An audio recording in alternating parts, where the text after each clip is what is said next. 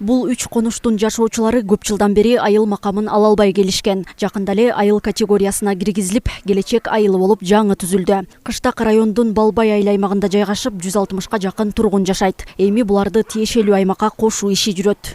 Бияк Массазоо, Селенерга, Пристань конуштарынан турат, жалпы 58 түтүн жашайт да. Жери Балбай айыл өкмөтүнө айыл тургундары түпкө карайт. Президентибиздин жарлыгы менен келечек айылы деп статус алды айыл. Эми мындан кийинки маселе Балбайга карайбы же түпкө карай ошол маселе каралат да. Азыр өзүңүздөр көргөндөй элдин көпчүлүк талабы түпкө карайбыз деген ойлор бар. Макамы жок болгон конуштун тургундарында кезинде оорукана, мектепке кабыл алуу, өздүк документтерге ээ болуу деген жагдайлар боюнча маселе жаралып, көйгөйдү бир топ эле тартышкан. Көп жылдан бери бизди түйшүк болуп келген. Больницага барганда, мектепке балдарыбыз машинебиз бар, машинебизди оңдотуп бергенге эч жардам бере албайт экен закон боюнча. Айылдар бириккенден баштап эле биз эч кимге кошулбай эме болуп калдык. Азыр Кудай буйрса макам алдык. Кудай буйрса эми жардам болот болуш керек. Машинеден дагы, больницадан дагы детсад деген бар.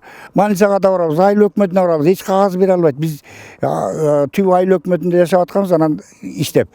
Ага дагы жардам бере албай калды. Ошо менен эми азыр бизге майрам болуп атат. Бүгүнкү күнү жакшы болот болуш керек. Эми бир жагына кошот да бизди макамы бар деп. Айыл макамын алганына бир чет сүйүнүп эле жатабыз. Анан бирок түпкө эле кошулганыбыз аябай жакшы болгон турат. Саргулакка биз бара жете да албайбыз. Түп биякта бизге жакын.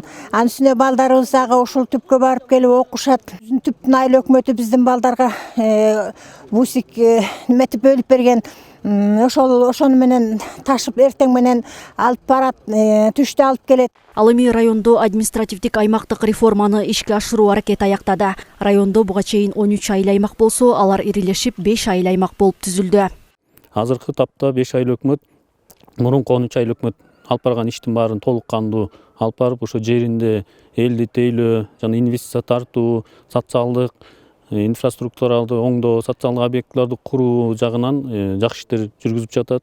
Мурун сырттан инвестор келгенде ар бир айыл өкмөттөн уруксат алуу, кеңештин токтомдорун чыгаруу бир аз маселе жаратчу эле.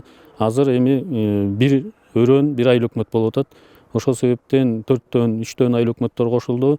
Кичине сырттан келген инвесторлорго шарт түзүү кыйла жеңил болот экен да. Бюджетти үнөмдөө албетте байкалат. Былтыркы жылы бизде бюджеттердин баары бекип калганына байланыштуу 8 миллион 200 миң сом үнөмдөлгөн.